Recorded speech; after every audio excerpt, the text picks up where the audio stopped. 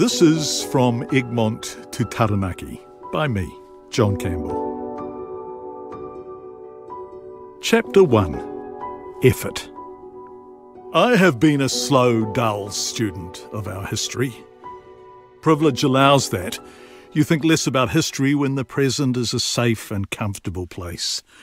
It's a perverse thing when people who profit from history don't know what their profit is built upon, or choose not to know, or tell versions of history that affirm the victory but not its means, or blink before the uncomfortable, or say, "Move on," in the fashion of a parent frustrated by a child who won't stop crying over a small wound.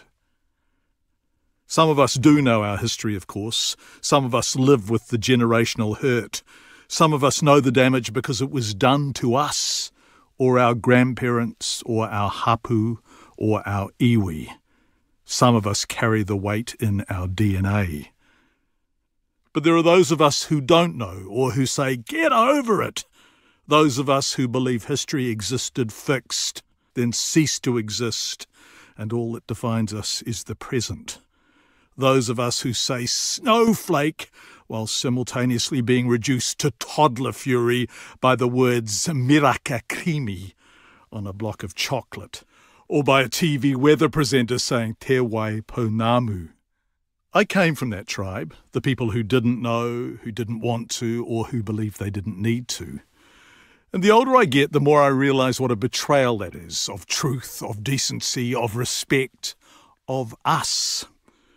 For reconciliation and healing to occur, Dame Tariana Turia said, for a nation to address the trauma of colonisation, quote, we must peel back layers of truth and address them.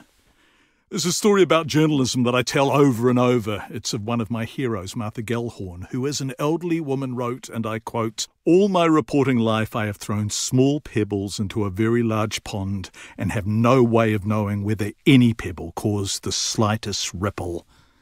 I don't need to worry about that. My responsibility was the effort." I love those words, perhaps more than any other written about journalism, and I want to take them now and apply them to the knowledge of our history. Our responsibility is the effort.